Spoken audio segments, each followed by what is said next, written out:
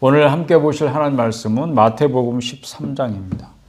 마태복음 13장 36절부터 43절까지 보겠습니다. 36절부터 시작. 이에 예수께서 무리를 떠나사 집에 들어가시니 제자들이 나와 이르되 밭의 가라지의 비유를 우리에게 설명하여 주소서. 대답하여 이르시되 좋은 씨를 뿌리는 이는 인자요 밭은 세상이요 좋은 씨는 천국의 아들들이요 가라지는 악한 자의 아들들이요 가라지를 뿌린 원수는 마귀요 추수 때는 세상 끝이요 추수꾼은 천사들이니 그런즉 가라지를 거두어 불에 사르는 것 같이 세상 끝에도 그러하리라. 인자가 그 천사들을 보내리니 그들이 그 나라에서 모든 넘어지게 하는 것과 또 불법을 행하는 자들을 거두어내어 불못불에 던져 넣으리니 거기서 울며 이를 갈게 되리라. 그때의 의인들은 자기 아버지 나라에서 해와 같이 빛나리라. 귀 있는 자는 들으라. 아멘. 오늘도 말씀의 은혜가 여러분에게 충만하게 임할 것입니다. 하나님의 음성을 알아듣는 그런 은혜가 여러분에게 이 시간에 있으시기를 축복합니다. 요즘 참 부끄럽고 혼란스러운 세상을 살고 있다는 그런 심정입니다. 지난 한 주간 참 시끄러웠죠. 거리로 나가는 분들도 있고 기도실에 엎드리는 분들도 있을 텐데 같은 나라 안에 살면서도 저마다 다른 세상을 살고 있다는 그런 경험을 새삼합니다. 얼마 전에 그 미스터 선샤인이라는 드라마 그 짤을 본 게 생각이 났습니다. 갑자기 이제 그 대세가 생각이 났던 거예요.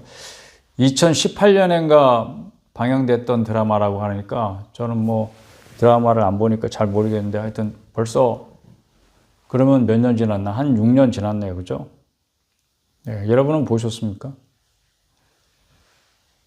거기 이제 제가 본 그 영상은 애기 씨가 한 대사인데 사람마다 그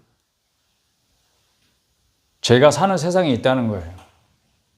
저마다 자기 사는 세상이 있어. 나도 내 세상에 최선을 다하고 있어. 그러니 내 앞에서 위약 떨지 마시오. 이런 대사였습니다. 그게 꼭 저의 변명이기도 하고 나 생각이 같지 않다고 해서 다른 사람을 비난하는 일은 안 하면 좋겠다 하는 그런 마음에서 드리는 말씀입니다. 여러분도 여러분의 세상이 있을 거 아니에요.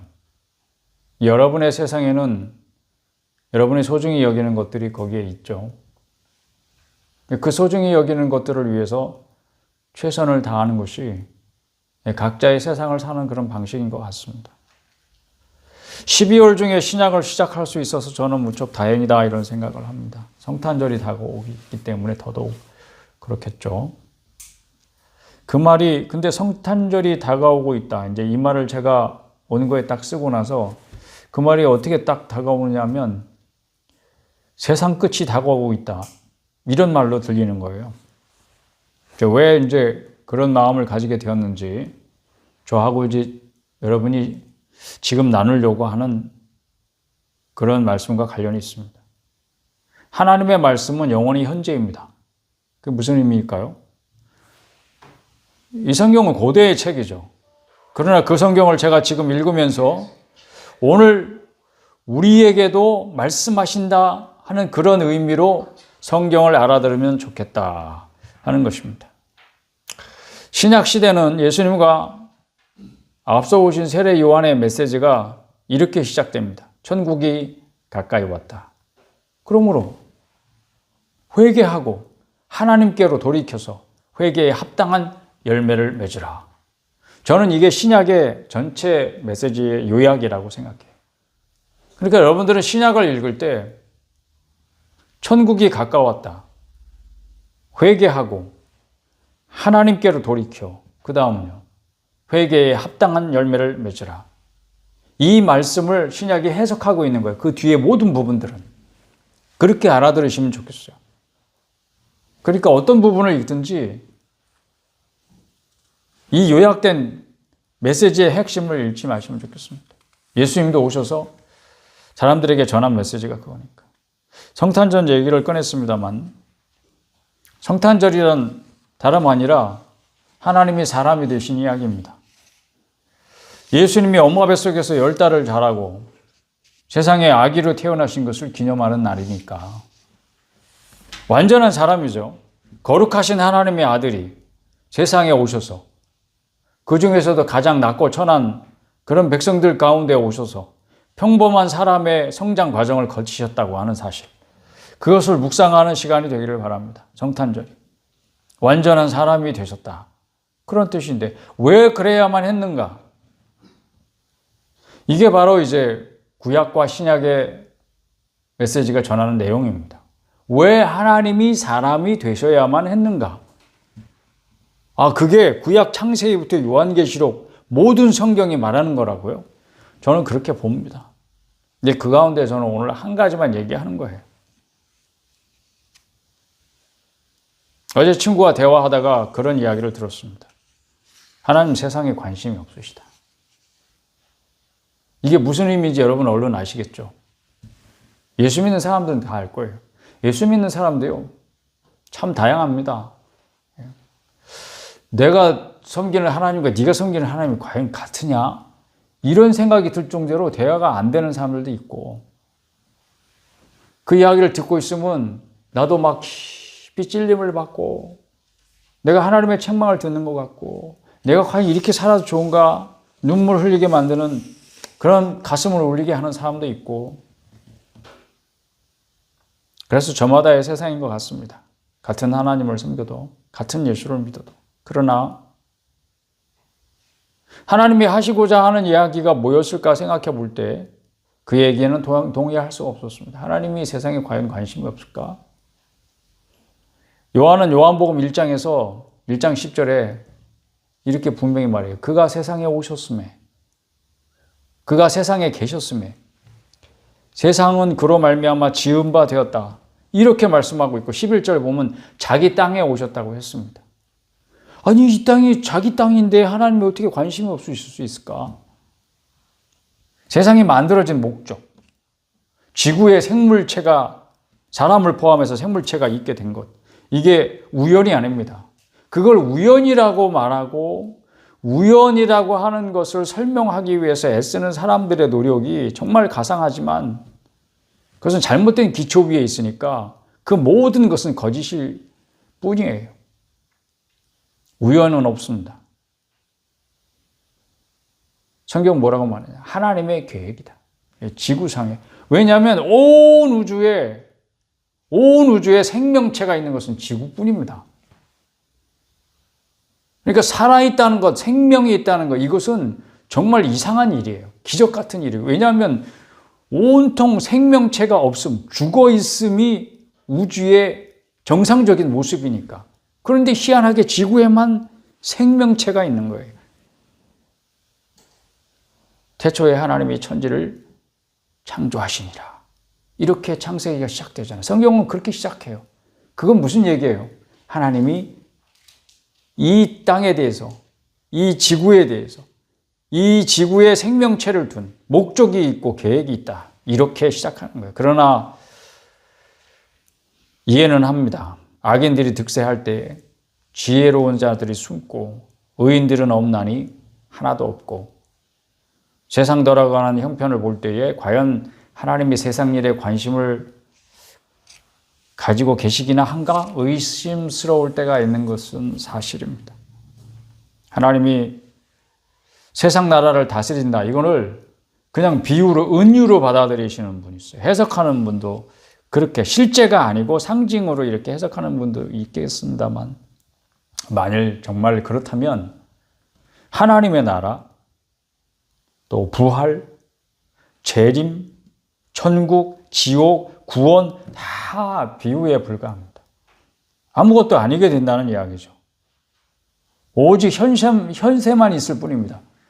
그러니 구원이라고 말하는 것은 더 좋은 삶을 살게 된다. 이렇게 말하는 것 말고는 아무런 의미가 없어요. 그렇게 되면 어떤 일이 벌어지는지 아세요, 여러분? 그리스도인으로서 우리가 갖는 믿음도 헛것입니다. 그러니까 하나님이 어떤 분이신지 분명히 그리고 또 바르게 아는 것이 얼마나 중요한지 아시겠죠? 그분을 아는 것, 그 지식을 갖는 것으로부터 우리의 신앙이 시작되니까 그 바탕 위에 우리가 그래서 예수님이 반석이에요. 반석. 견고한 토대. 그 위에 우리의 믿음이 세워져야 우리의 믿음이 바른 믿음이 되고 흔들리지 않는 믿음이 됩니다. 어제는 그랬을 수 있어요. 10년 전에, 20년 전에 그때는 내가 어렸으니까, 초신자였으니까, 뭔지 모르고 신앙생활을 시작했으니까 그랬을 수 있습니다. 그 이후로 시간이 지났습니다. 어떤 진전이 있었습니까? 하나님을 아는 지식에 대해서 여러분이 가지고 있는, 처음에는 그랬다고 쳐. 그렇지만 하루가 지났어요. 이틀이 지났어요. 그렇게 1년, 2년, 10년, 20년. 그간에 여러분 하나님을 아는 지식에서 어떤 진전이 있으셨습니까? 오늘은 적어도 어제보다 더 나아갈 수 있기를 축복합니다. 그렇게 하루하루 나아가는 거죠. 어느 날 아무것도 모르고 있던 사람이 모든 것을 한꺼번에 깨닫는 그런 득도 그런 거는 없다. 그러니 우리가 할 수 있는 일이 무엇이겠습니까? 그냥 어제보다 오늘, 또 오늘보다 내일 하루만큼 더 알아가는 거죠. 하나님께서도 우리의 그렇게 더디고 연약함을 잘 알고 계십니다. 그러니까 우리를 보채지 않으신다고. 근데 그런 거를 오해해서 관심이 없다 이렇게 이야기할 수도 있겠다. 그러나 하나님이 세상에 관심이 없을 수 없는 증거를 제가 한번 얘기해 볼게요. 먼저 관심이 없으실 거라는 그 의혹. 그런 의혹이 뭔지는 여러분이 경험도 있으실 거 아니에요. 여러분 무슨 소리인지 아시죠? 세상 돌아가는 게 정의롭지 못해. 너무 고통스러운 일들이 항상 눈만 뜨면 들리고 보이고, 하나님이 다스리신다면 과연 세상이 이럴까? 이렇게 불의와 불법이 난무한데 그 사람들이 아무렇지도 않게 살아가고 있다? 이해가 안 되죠.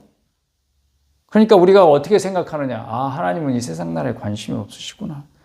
이해합니다. 그럴 수 있습니다. 그게 저의 질문이기도 했고 선지자들의 질문이기도 했습니다. 하나님, 언제까지 버려두실 겁니까? 왜 버려두고 계십니까? 우리에게 관심이 없으십니까? 이렇게 정직한 질문이죠. 그거는 질문입니다. 그런데 그리스도인들에게 있어서 질문은 기도예요. 그게 기도하고 질문이 똑같아요. 우리가 기도하는 방식이 우리가 생각하고 질문하는 방식과 똑같으니까. 하나님은 여러분의 그 생각을 읽으셨습니다. 들으셨습니다. 여러분이 마음속으로 외쳤을 거 아니에요. 하나님 왜? 하나님이 다스리신다면, 하나님이 계신다면 어떻게 이럴 수가 있을까요? 이런, 내가 겉으로 그런 말을 한 번도 안 했어도 마음속으로는 그런 의문이 들었을 거 아니에요. 그런 외침이 있었을 거 아니에요. 하나님은 우리의 마음의 생각을 아십니다. 그런데 우리의 믿음의 대상은 우리 생각이 아니에요. 그러니 여러분의 생각을 믿지 마시고 하나님을 믿으세요. 믿음의 대상을 바꾸시기를 바랍니다. 하나님은 세상에 관심이 있으십니다. 다시 말하지만 첫째로 세상을 누가 만들었다? 하나님이 만드셨다. 자기가 만들어 놓은 세상에 관심이 없으실까? 물론 그런 거 있어요. 나 저거 필요해. 너무 갖고 싶어. 나 그것만 있으면 막 세상을 다 가진 것 같아요. 그래서 사줬어. 그랬더니 하루 이틀 놀다가 팽개치는 거야. 그리고 몇 년씩 그냥 처박아두는 거예요. 그냥 서랍 속에, 박스 속에, 아니면 창고에. 점점 가죠. 그냥 점점 어두운 데로. 사람은 그럴 수 있어요. 오늘의 관심이 내일의 관심으로 이어지지 않더라고. 우리 아이들한테 아이들이 정말 막 간절히 사달라는 거 찾아본 부모의 경험으로 봤을 때 그런 일들이 있잖아요. 그게 우리의 모습이라고. 근데 우리의 모습, 우리의 생각으로 하나님을 판단할 수는 없어. 왜냐하면 하나님이 어떤 분이신지 그분은 흑암 속에 계셔서 우리가 알 수 없는 분이기 때문에. 그러나 우리가 그래서 분명히 알아야 되는 것, 세상은 하나님이 만드셨습니다. 그리고 두 번째, 더 중요한 것, 하나님이 사람이 되셨습니다. 예수님이시죠. 사람이 되신 이유가 뭐죠? 하나님이 왜 사람이 되셨습니까? 요한복음 3장 16절에는 이렇게 설명합니다. 그분이 이 세상을 사랑하셨기 때문입니다. 하나님이 세상을 이처럼 사랑하사. 그래서 독생자를 세상에 주셨습니다. 그리고 왜 사람이 되셨습니까? 세상이 멸망하지 않기를 바라시기 때문입니다. 이는 그를 믿는 자마다 다 멸망하지 않고 영생을 얻게 하려 합니다. 세상을 구원하기 위한 계획이 다 있으셨던 거죠. 가라지 비유를 봅시다. 우리 마태복음 13장 읽은 것이 36절부터 43절까지 봤잖아요. 이게 가라지 비유를 예수님이 친히 설명해 주신 거예요. 해석. 근데 제자들이 비유를 들으니까 못 알아듣고 무리를 떠나서 36절에 집에 들어가시니 제자들이 쫓아와 가지고 가라지 비유를 우리에게 설명해 주세요. 그러니까 이거를 아주 그냥 잘게 쪼개가지고 예수님이 딱 설명을 이렇게 자세하게 설명한 비유가 없을 것 같아요. 그만큼 중요하다. 가라지 비유는 천국 비유예요. 하나님의 나라, 하나님의 왕국이 어떤 것인가 예수님 설명하신 거예요. 근데 그 본문은 24절부터 30절 있습니다. 24절 보시면 천국은 좋은 씨를 제밭에 뿌린 사람과 같으니 사람들이 잘 때에 그 원수가 와서 곡식 가운데 가라지를 더 뿌리고 갔어요. 근데 그 몰랐죠. 씨를 땅에 뿌렸으니까 이게 곡식의 씨인지 가라지 씨인지 어떻게 알겠어요. 근데 싹이 나고 결실할 때가 돼서 보니까 가라지도 보이는 거예요. 집주인의 종들이 와서 주님, 밭에 좋은 씨를 주인님께서 뿌리셨는데 가라지가 어디서 생겼을까요? 주인이 이렇게 말하는 거예요. 원수가 이렇게 하였구나. 종들이 그러면 이거 가라지 뽑아버릴까요? 그랬더니 아이고 나더라. 가라지 뽑다가 곡식까지 뽑을라. 둘 다 추수 때까지 함께 자라게 두었다가 추수할 때에 내가 추수꾼들한테 말할 거야. 가라지를 먼저 거두고 그거를 불사르게 단으로 다 묶고 난 다음에 곡식을 모아서 내 곡간에 넣으리라. 이게 비유의 내용이고, 자, 씨 뿌리는 이는 누구예요? 우리가 그 해석을 보는 거예요. 43절로 바로 37절에 보면 좋은 씨를 뿌리는 이는 인자요 그랬습니다. 인자는 예수님께서 자기 자신을 가리켜 하신 말씀. 어디다 뿌려요? 세상에 뿌려요. 밭은 세상이래요. 그러니까 세상에 지금 씨를 뿌리고 계시는 거예요. 예수님이. 어떤 씨를 뿌려요? 좋은 씨. 좋은 씨가 뭐라고 설명하셨죠, 예수님? 38절에 보면 좋은 씨는 천국의 아들들이요. 여기 딸들이 없네, 딸들이. 딸이신 여러분들은 서운해하지 마세요. 헬라어는 성을, 대표성을 뭐로 쓴다? 남성으로 쓴다. 그러니까 아들들 이랬을 때 아들만 있고 딸은 빼놓은 게 아니에요. 여기에는 모든 자녀들을 다 포함해서 그렇게 하는 말이에요. 성차별적인 발언이 아니에요, 여러분. 헬라어의 성격이 그렇다. 그런 거예요. 그럼 왜 천국의 아들들, 딸들 이렇게 쓰지 왜 아들들이라고만 썼어요? 기분 나빠요. 이렇게 말하면 안 되는, 그거는 아주 무식한 소리예요. 그러면 우리나라 말 성경을 번역할 때 번역하신 분들이 천국의 아들과 딸들이요 이렇게 좀 번역해 줬으면 얼마나 좋을까. 예, 그건 좀 아쉽죠. 세상에 우리 주님은 좋은 씨를 뿌리셨어요. 그리고 결과를 기다리고 계시는 거예요. 지금도 뿌리고 계신 줄 믿습니다. 좋은 씨에게 뭘 기대하실까요? 예수님께서? 좋은 열매죠. 열매도 그냥 열매, 나쁜 열매 아니고 좋은 열매를. 왜? 내가 좋은 씨를 뿌렸어. 그러면 당연히 어떤 열매를 기대하시겠어요? 여러분 같으면 좋은 열매죠. 혹은 30배, 혹은 60배, 혹은 100배의 결실하기를 기대하고 계시죠. 그런데 그 씨가 너무 약해. 때로는 새들에게 잡아먹히고요. 사람들에게 밟히고요. 가시의 기운이 막혀서 자라지 못하고요. 햇볕에 타기도 해요. 제대로 못 자라요. 또 가라지와 구분이 안 가요. 섞여 있어요.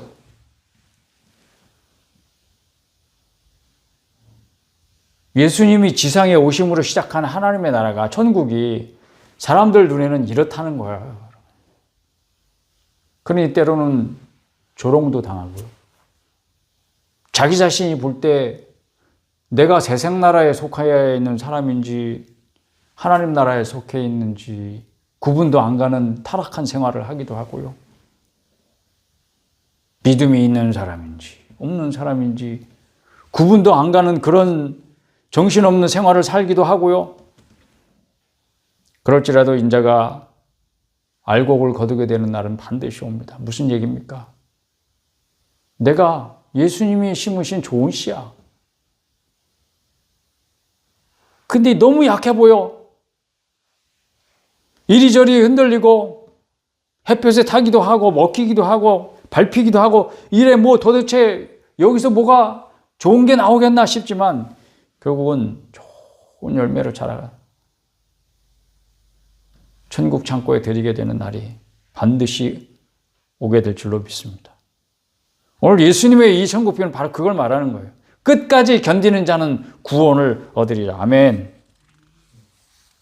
세상 끝에 의로운 심판을 하실 것을 약속하십니다. 예언의 선포에 세상 나라에 관심 있음을 보이셨습니다. 그게 오늘 40절부터 43절 보시면 가라지를 거두어 불에 사르는 것 같이 세상 끝에도 그러하리라. 세상 끝에 있을 이야기를 비유로 설명하신 거예요. 이 천국 이야기하고 최후의 심판, 세상 끝이 있음을 같이 이야기해요.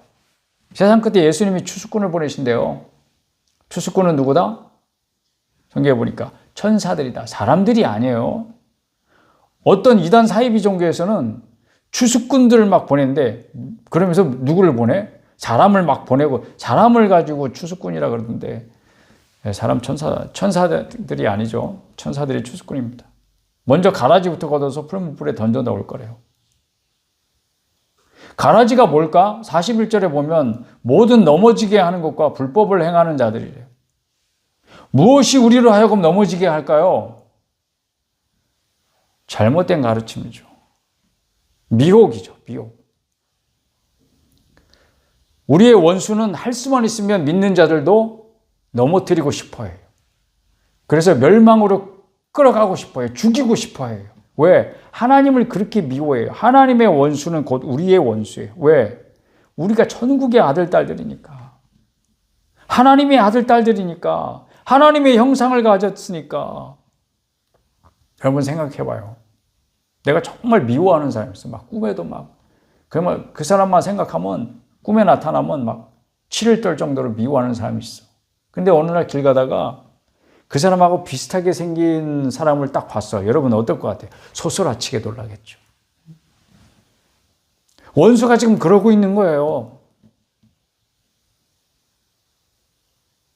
그러나 하나님의 말씀대로 살지 않는 모든 사람들에 대하여 의로운 심판하실 때 의인들은 어떻다고요? 자기 아버지 나라에서 해와 같이 빛나리라. 이게 다니엘 12장 3절 말씀이죠. 그걸 그냥 예수님께서 그대로 인용하셨습니다. 지혜 있는 자는 궁창의 빛과 같이 빛날 것이요. 많은 사람을 옳은 대로 돌아오게 한 자는 빛과 같이 영원토록, 별과 같이 영원토록 빛나리라. 할렐루야. 하나님이 아버지십니까? 하나님 부르실 때 여러분 뭐라고 불러요? 꼭 아버지라고 부르세요. 그래야 하나님의 나라가 여러분 나라예요. 하나님, 아버지 나라가 내 나라지. 내 나라가 어떤 나라겠어요, 여러분. 그래서 예수님께서 의인들은 자기 아버지 나라에서 해와 같이 빛나리라. 의인이 어떤 사람일까요? 의인. 물론 옳은 일을 한 사람 의인이라고 그러죠. 그러나 성경에서 의인은 용서받은 죄인이라는 뜻이에요. 하나님의 용서. 그게 사랑이죠. 하나님의 용서를 받은 사람이 의인이고 그 사람이 거룩한 사람입니다. 천국과 지옥은 둘 다 말해야 의로운 심판이 되죠. 시험이 고통입니다. 지금은 그리스도인들에게 시험의 때인 것 같아요. 그런데 우리는 씨예요. 우리가 씨예요. 근데 어떤 씨다? 좋은 씨다. 좋은 씨. 아유, 내가 보기엔 난 좋은 씨 아닌 것 같은데요. 그러니까 여러분 보기에는 그렇다니까. 사람들이 보기에는 그렇다니까. 세상이 보기에는 그렇다니까. 이게 너무 약하고 보잘것이 없어서 그냥 때로는 새들에게 먹히고요. 사람들에게 밟히고요. 가시덤불에 그냥 세상의 유혹과 재물의 유혹과 그냥 염려에 막혀가지고 기운이 막혀가지고 이게 제대로 잘하겠나 이게 의심되고요. 그렇다니까 여러분. 그건 여러분의 생각이에요. 그러니까 여러분들이 여러분의 생각을 믿으면 여러분은 주저앉을 수밖에 없어요. 낙심할 수밖에 없죠. 아니, 나를 왜 이렇게 악하게 만드셨나? 자기 아버지까지도 부모까지도 원망하게 된다니까. 그러니까 여러분은 여러분 생각을 믿지 마세요. 여러분이 눈으로 보는 것을 믿지 마시라고. 보는 게 전부 아니에요. 들리는 게 다가 아니거든요. 그래서 하나님을 믿으셔야 됩니다. 하나님을 믿으니 또 나를 믿으라. 예수님 그렇게 말씀하셨어요. 그러니까 또 의심이 들 때마다 자기 자신을 보면서 야, 내가 좋은 씨가 맞냐? 나는 좋은 씨 아닌 것 같은데 이런 의심이 될 때마다 또 하나님께로 돌아가야 되는 거예요. 또 예수님께로 돌아가는 거예요. 성령님이 내 안에서 계속 나를 위해서 탄식하고 계세요. 얘가 또 정신없이 자기를 또 나무라고 있습니다. 가슴을 치고 있습니다. 또 의심하고 있습니다. 자기가 천국의 아들을 딸이라는 것을 의심하고 있어요. 좋은 씨라는 걸 또 의심하고 있는데 성령님이 지금도 탄식하면서 하나님 앞에 계속 우리를 위하여 중보하고 계십니다. 그래서 결국은 이 좋은 씨는 세상 끝에 좋은 열매를 주님 앞에 드릴 수 있게 될 것입니다. 믿으시기를 바랍니다. 우리는 좋은 씨로서 뭐만 신경 쓰면 돼. 좋은 열매 맺기 위해서 어떻게 해야 할까요? 이거죠. 이게 철학적인 질문은 어떻게 살 것인가? 이렇게 되는 거예요. 철학으로 가면. 다른 말로서 그리스도인으로서 내가 그리스도인이라는 정체성을 가진 사람이야. 그러면 내가 그리스도인으로서 어떻게 살아야 할까요? 이런 질문이 되는 거죠. 이 시험의 때에 특별히 내가 그리스도인으로서 어떻게 생각하고 어떻게 판단하고 어떻게 행동할 것인가. 예수님과 사도들은 그것을 가르치셨습니다. 이게 신약의 내용이에요. 신약이 27권 많으면 많고 적으면 적고 여러분이 한 번도 통독을 안 해보신 분들한테는 이게 어마어마한 내용이지만 이걸 처음부터 끝까지 통독을 여러 번 해보신 분들은 그걸 알 거예요, 여러분. 아, 이게 예수님이 천국이 가까웠으니 회개하고 하나님께로 돌이켜서 회개에 합당한 열매를 맺어라. 회개에 합당한 열매를 맺으라는 말이 무슨 말이에요? 회개에 합당한 삶을 살아라. 그리고 신약의 모든 내용들은 그것을 설명하고 있는 거예요. 그러니까 회개에 합당한 열매라는 것이 어떻게 살면 내가 회개에 합당한 열매를 맺는 것인가요? 그러니까 자기 생각을 하면서 어떻게 할 것인가 고민하는 게 아니고 그래서 말씀을 보는 거죠. 하나님이 이미 말씀해 놓고 계시잖아요. 어려운 게 아니에요.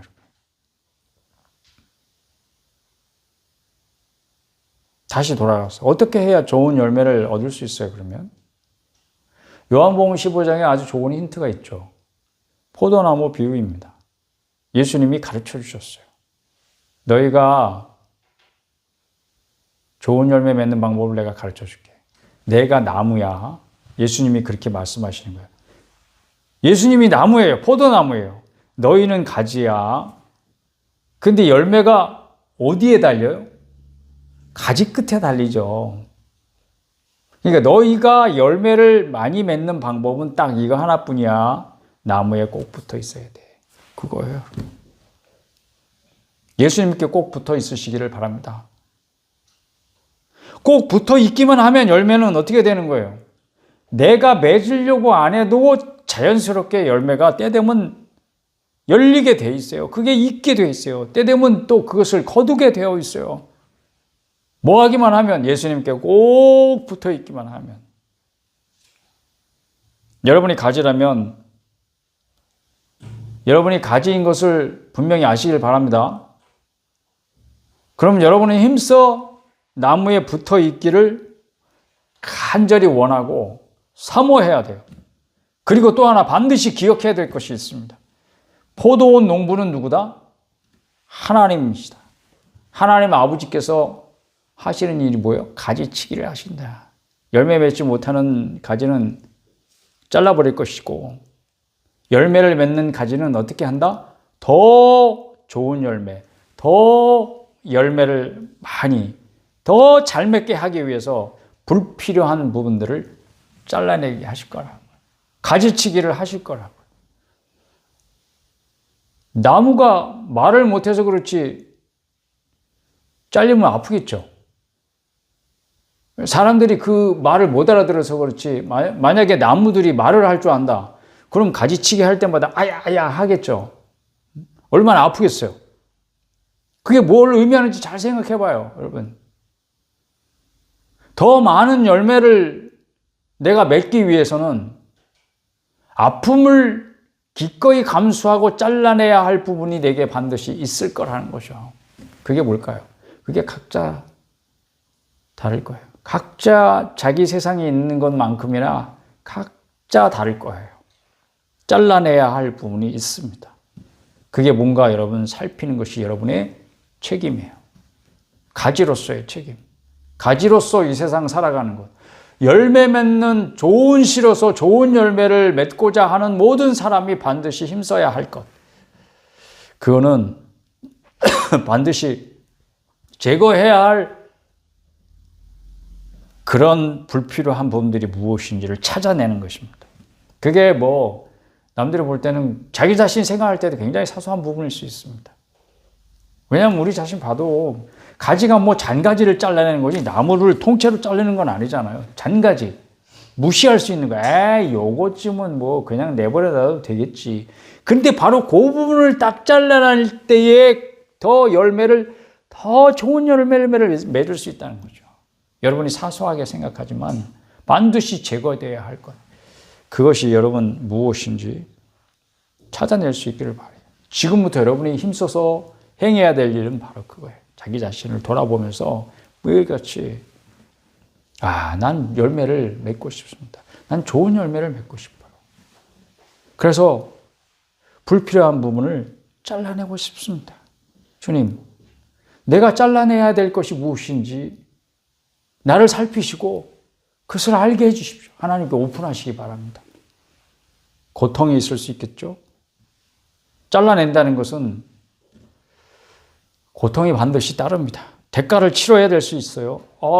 그거는 내가 못하겠어요, 주님. 그건 내가 너무 아까워하는 건데. 아니, 내 손해가 너무 클 것 같은데.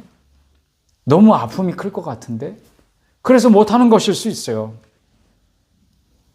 그러나 정말 여러분이 원하는 게 뭐예요? 필요한 게 뭐죠?